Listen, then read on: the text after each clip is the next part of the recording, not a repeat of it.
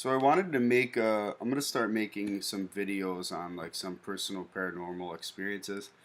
I was out at the mountains this weekend with some of my friends, and they had told me that a lot of my stories obviously seem like they're out of movies. Like I've taken some some plots from movies and made them my own stories. But the truth is that I don't know why, but I've had a very interesting paranormal life. And I've lived with this my whole life. And, after doing some research, my family's very paranormal. There's a lot of things in my personal lineage. Um, I was taught things from my grandmother on an early age that most people in my family didn't know. And obviously, the whole medium thing comes into play, which is also a benefact of my personal lineage through my parents. Not to mention, I'm just a different kind of person. I left high school and started hitchhiking around the country, met various babas and gurus and spiritual teachers. I've spent a lot of time in caves and in personal spiritual retreat. Uh, doing a lot of things that most people just have never done and will never do. I don't know why. It's just what I've always been drawn to. So it's just what I did in this lifetime. I've never written any stories or anything, but I have started to journal some things down and make some of these videos to share with people. Uh, some of my personal students really like the stories that I tell them, so I'm sharing them openly with the world. And on the topic of caves, I'll get right to this experience. Um, there was a time I was living in Colorado. I was living in northern Colorado near the Wyoming border. And I had friends down in Arizona, in Sedona, Arizona, and I was going to uh, leave Colorado and go south all the way down into New Mexico. And I was getting ready to go to Mexico, but that never worked out. I ended up getting sidetracked and obviously met some people and went off into a different direction. But uh, as I decided to leave Colorado and go south to Sedona to meet my friends, I decided to stop at every old cave place I had heard about, um, old Native American archaeological sites. I would stop on to local Native American friends of mine that were in the area, and I would ask them if there was any places, obviously places that most people don't know about, because I wanted to go to places that aren't really tainted by human hands, and it's very rare to find a lot of these. And even in upstate New York, there are some, but they're very uh, much kept secret because we live in a society where people just don't care about things, and we just destroy sacred sites all the time. And those sites have a lot of memories imprinted, a lot of energies imprinted on. I mean, the older a site is with spiritual energy, the longer it's been used for, like, thousands of years, hundreds of years. Even going to a site that's been used for 50 years is, has a lot of mojo, a lot of power to it. And if you go and meditate there or do your personal practices there or make offerings there, you're going to have some really profound um, either energetic experiences or psychic experiences or paranormal experiences, because spirits can see that this place is a vortex, is an opening, a place well used. And this is why the ancients used a lot of the same places, because they were readily tapped into some different etheric dimensions and different planes of existence. um, so as I was traveling down, I started asking people and friends, and looking at the area, looking up history of the area, looking for some of these sites. And I found some, and I would go to one cave and meditate there for a couple days. Um, and some of them were spectacular. Some of them were very high up. You had to climb to. And at the time, I was really good at free climbing and mountain climbing. I had all my gear and everything, so I would climb up. I would spend a couple nights in this cave meditating, playing my drum, just really experiencing some ancient past, like living in this cave for a while. And I did this through several caves as I made my way to Sedona. And I found myself, there's a lot of experiences in between then. I call this kind of like, my cave experiences, but I have several of these. The one I want to highlight is a really interesting one. And as I was making my way down to Sedona, um, and into New Mexico area, I went to several awesome caves. I mean, some of them were very hidden. Some of them were very hard to get to. You had to actually, mountain climb to get to them. And I found myself in one cave down near some of the cliff dwellings of the Anasazi people. And I think I spent 3 nights in this cave. I brought enough food, and I was just gonna, even if I didn't meditate, I was just gonna sit there for 3 nights in this cave, make a fire, and just be there. They had beautiful views. The sunsets were just magical. I can see them in my mind's eye, just even thinking about them. And I was way up high in this one cave, down near the cliff dwellings, and I was meditating. Early morning, the sun was just coming up, and I was meditating. And all of a sudden, while I'm in this cave, now at this point, I knew nothing of the Anasazi people or the Anasazi tribe. I didn't have too much knowledge about them other than the basic information that was given on like plaques in like the Google search. And well, actually at the time there wasn't a Google search. It was just like looking up stuff at the library, talking to people, finding books in the area that highlighted the touristy attractions. And so I didn't know too much about this tribe. Didn't know much about them except for they were the cliff dwellers, and they actually don't know much about them. Historians, there's not too much history on them.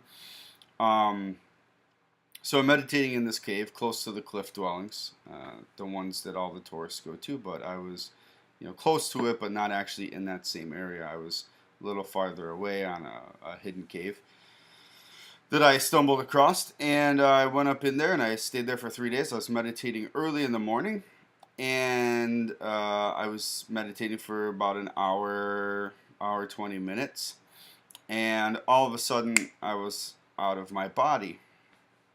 When I mean out of my body, I don't mean outside looking in. I was actually really, really deep into a space, but I could not sense my body or my surroundings anymore. And I was instantly in this another cave. And I started to look around, and I'm like, this is not the cave that I'm in right now, I'm looking around, and there was a small black hole down in the bottom right side of this cave. And if I looked up, there was a round dome, wide open at the top, and it seemed like I was in some kind of round structure with a hole in the center, a ladder coming down through the top, and a hole in the top that you could see the sky, and a small round pit in the center. And later on, I did some research and found out that this was called the keva. Now, the keva was a place that the Anastasies would hold ceremonies and talk to the spirits. And the hole was a doorway. It represented a doorway into other spiritual dimensions. Well, this doorway, in the shamanic traditions, would represent going into the underworld. Now, the beings that I had a couple different connections there. First of all, the place just lit up with fire. And all I saw all around the outside of the fire, like if you're looking at a fire, on the opposite side of the fire and all around the walls of this kiva, all of a sudden were just skulls, like thousands of skulls. And instantly a little creeped out because, I mean, come on, your psychology says, oh my God, black things are evil spirits and skulls are death and bad. But as I sat and I just focused on this image, this fire was raging, and through the fire I could see all these skulls. And the skulls began to communicate in a very telepathic way, and they were saying that, they were the ancestors, these were the bones of the ancestors, and they began to communicate with me. And I'm not going to give away all the things that they told me because they're secret, and I keep those teachings to myself. Um, but they begin to teach me things. They begin to tell me things, ceremonial things. Knowledge was um, disseminated to me from these skulls, these bones of the ancestors. They begin to give me information. And then that faded away. And I relaxed again. After the image faded away, I just started to relax again. And all of a sudden, again, I'm in this kiva. And I see some movement in this small hole. And all of a sudden, there's this flash of light, and there is this massive being, and I mean massive, like his head was touching the top of this kiva, and this kiva had to be, I don't know, maybe the roof would have been maybe like 20 feet from the bottom fire pit to the top, so he was about 20 feet high, and he was sitting in a chair with his hands on his thighs in a very erect, strengthening posture. He had the body of like a well-built man, and he had uh, streamers across the sides. He had special boots. I mean, I could see everything to the detail, and he was very strong. But when we got to the head, it was just a big square face, just square, and it had like almost like a small yellow beak for a nose, and he had like some kind of pointy ear things here, and like some ridges on the top, and he had like war paint on his face almost, like, so he's white with like red streaming paint coming down his face, and just a line for his mouth. A very strange looking being, and I've only encountered a couple of them in my entire life. And so it was sitting there, massive in front of me, like I was literally looking at his boots. He was so big, and he began to speak to me in a telepathic way and disseminate some information to me, and tell me who he was. He didn't give me his name. Sometimes that's rare when a spiritual being gives you their exact name. A lot of people don't get their exact names because that's a very special and auspicious thing to have, like the symbol or the name of a spirit or a being. Some people just have experiences and then make up a name and say, "Oh, it's Archangel Michael is communicating with me." But if you were actually given the name, you wouldn't tell other people because it gives you the ability to call on them. It's a very special thing when a spirit communicates with you. So again, like here I am sitting in front of this being. Again, I'm not conscious of my body or what surroundings I'm in. I'm having this full-on experience. Like it's as real as and tangible as my fingers are right now in reality. And so I'm sitting there, and I'm quite frightful. I mean, this is a massive being. I've never seen anything like this before. Um, I can't shake myself out. I can't get out of this. I'm in it. It's happening. And as I'm watching it, he begins to disseminate some information to me. One of the things he tells me that the word he used is kachari. But later on, I did research and found out that the people, the Mesoamericans, and especially the Anastasies in this area, would call these people the Kachinas. Now, Kachinas were very there's a big thing about Kachinas down there. The Hopis have a big thing with the Kachinas. The Kachinas are star beings. They reference themselves as this one did, as like a master of the stars. So they represent something much more different than the earthly plane. And so I'll go back. So he came from this underworld. And in the shamanic tradition, in order to get to the higher celestial realms, you have to go from the earth realm to the underworld and then back up to the celestial realms. That's the pathway to that realm. So the doorway represents access to those realms, and this is where he came from. So he came through this hole in the kiva, presented himself, told me what he was, told me who he was, disseminated some information to me. And then slowly everything began to fade, and I came out. And once I came out, I wrote down what experiences I could remember, and then sat, ate my breakfast over my fire, watching the rest of the sun come up, and just kind of sitting in awe of the experience I just had. And then later I went and did some research and figured, yeah, this is what I do anytime I have like these really incredibly vivid and lucid experiences in meditation. Um, I go and I write these things down, and then I look up any information that might validate some kind of experience that I had. Um, and doing it without trying to, find the pieces that I want. Because really it's easy to go, oh, this is definitely what it meant, and oh wow, and make it very grandiose, but that's false. That's You're just eluding yourself. Not all experiences are, some great message from the angels or from the creator. You have to be a little bit skeptic when you are someone that has spiritual and paranormal experiences. Like, you should be skeptic. You should test those things to see if they really are real, or if your mind is just making those up, because our minds will make up some great, fantastical things. There's even a thing about false memories out there. Like, people um, are prone to create false memories psychologically because they want bigger experiences. Now, these experiences, I was meditating for an hour and 20 minutes. This experience probably was maybe all of 2 minutes in that hour and 20 that I was meditating. So it was very fast, and the information is fast. Everything comes very fast. In the moment, it feels like it was like hours, but it comes very fast, and then it's over. Um, and again, like I knew nothing about kevas. I had never seen one.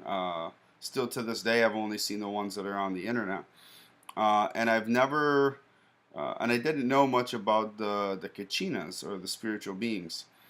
Um, and actually, later, after I left this mountain and I was down in the local town getting some food, I was approached by a very old man, short old man, and he began to, he was just smiling at me as I was buying some stuff, and he began to, make some small talk, and then he asked me if I,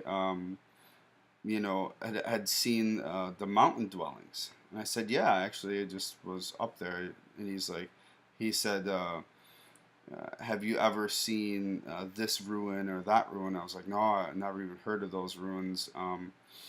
And he's like, there's some old kivas up there.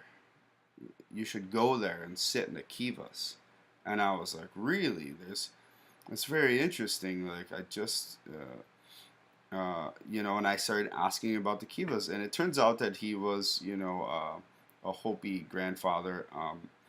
And I don't really know much about the man, but it's very auspicious the way he was speaking about the kivas. Um, and he said to me that, that the spirits what did he say? The spirits were looking at me, and that they were watching me, and that if I were to go to the kivas, he was sure that the spirits would speak to me. And I just kind of smiled, because I really just had this very weird experience where the spirits already spoke to me in a cave close to these sites that he was talking about. And it was very interesting, very auspicious. I always, get tingles when those kind of things happen. Um, and some similar things happened to me when I got to Sedona. I meditated in several caves there, and then was sitting upon one of the vortexes and meditating. I had a really intense experience where another being came through, and I could see his face, giant face, clear as day. A very blue skinned being with another like beak. But he was very humanoid, had just like a normal human face, but it was blue, had like a small beak, and had like some beady red eyes. Very interesting. Uh, and then when I went back down in town, I was walking around, and this woman came up to me, and she's like, "Hey, you've just been to the vortexes, haven't you?" And I was just like, how would you know that? Like, and what is a vortex? And she's like, well, Bell Rock and this, that, and the other thing, these are all vortexes of energy. And again, I knew nothing about these things. I just found these landmarks went there and meditated. And in fact, when I meditated on Bell Rock, there was two other Native American guys that were climbing the rock with me. All three of us were climbing this rock, and as we were both, all three of us were ascending at the same time. We all met on the peak, and the two of them actually, we never said a word to each other. We climbed up, we got to the top, all three of us looked around, each one of us carrying our own bag of medicine and tobacco and things like that. And without a word, we all just kind of looked at each other, and they both kind of, you know, gave the nod and telepathically were uh, letting me sit on this foundation, this big ring on the top of Bell Rock that has some uh, inscribings on the side of it, because they had obviously done it before, and they were coming here for the energetic principle at this specific day, at this specific time of like sunset just starting to happen. But they both bowed, and they were just like, go ahead, like it's your turn to sit on this. And so the two of them were meditating facing different directions, and I was meditating facing directly in between them, watching the sunset. And then I had this amazing experience of this blue bird-like face come through, like as I was in like this amazing like shaft of like pure darkness. Which just cut off the world, and all of a sudden the face just peered in and looked at me. So those are some of the experiences I had. They're coupled with a lot of energetic sensations. Anytime I have like some spiritual experiences, I usually get a sense that there's also some spirits around me. These interactions were with beings. These two specifically, they weren't with spirits. They were with beings, and that's a different experience. Spirits, I can most of the time see or sense really palpably, being a medium, but when it comes to beings, it's a different experience.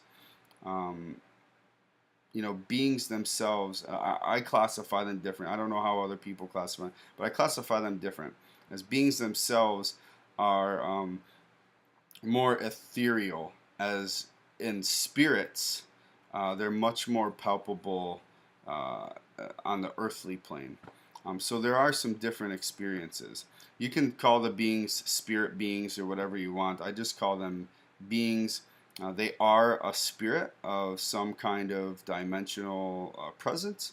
But when you start talking the celestial spirits, there's a whole different palpability to them than the earthly realm spirits or the elemental spirits of earth, wind, fire, and water. Those spirits are very particular.